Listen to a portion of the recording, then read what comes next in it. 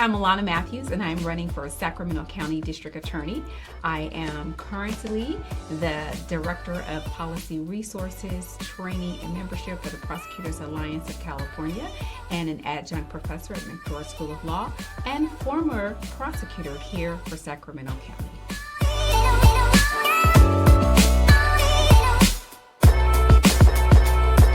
My top 3 priorities, if elected, will be gun violence, violence against women, including domestic violence and sexual assaults, and then focusing on the intersectionality between crime and those experiencing homelessness, mental health, mental illness, and substance abuse issues. What I would do differently is have a more effective approach. Right now, the number one tool that is used is to lock everyone up in the Sacramento County DA's office. And although there are collaborative courts, they're not effective, so they wind up just being a slow plea and a delayed way to lock everyone up.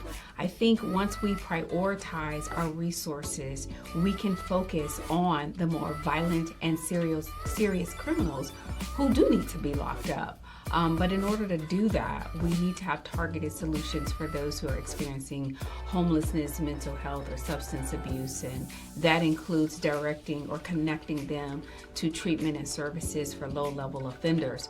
With regard to gun violence, 3 things that I would do differently is 1, prioritize it by getting guns out of the hands of those who should not have them, which includes abusers. When you get a domestic violence restraining order, you shouldn't have a gun. So I have a plan to work with either our service providers and law enforcement to make sure when those restraining orders are issued, we get those guns away from people who shouldn't have them.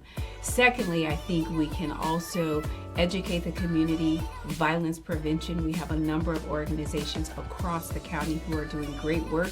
We need to invest and prioritize. It's not enough simply to prosecute crime in the courtroom. We need to work on preventing crime in the community.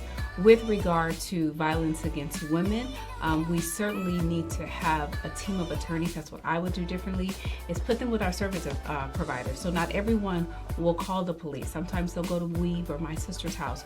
So we need to have attorneys who are reviewing those restraining orders to see if a gun violence restraining order is appropriate, because there are protocols that show if a situation can escalate and become deadly more quickly. We also need to invest in community education. I always say, how do you stop a 30-year-old man from beating his wife? You talk to him when he's 10. So we need to have intervention and programs available with elementary schools, sports leagues, churches, a lot of partners. And then lastly, I'll just go back on the gun violence. We also need to target ghost guns.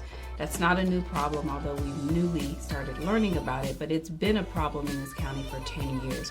So I join in the efforts of our current Attorney General in suing the manufacturers or who are distributing these ghost gun parts, so that we can make sure that not only we're going after the people who have the guns on the street, but those who are facilitating these ghost guns, and then also educating community members about red flag laws. So if you have a family member, a loved one who is experiencing a mental health crisis or some condition where they should not have a gun, we can educate and empower our community members on how they can help make sure the community stays safe and avoid a lethal situation.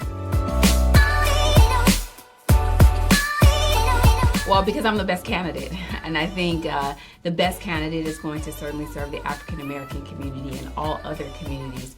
But on a more personal note, I think I understand the frustrations and concerns that are unique to the African-American community, particularly with regards to the disparities that we see plaguing the criminal justice system with regard to Black and brown individuals.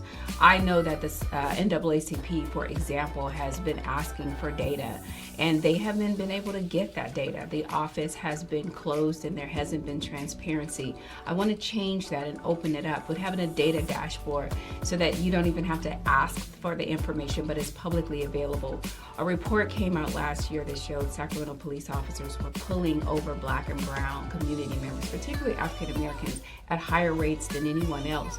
So it would only logically follow that the majority of the cases that are being, or the cases that are being referred to the district attorney's office would reflect that disparity. So we want to make sure that we are safeguarding, we're not perpetuating any systemic or structural disparities, and we're actually creating a more safe, fair, and just system.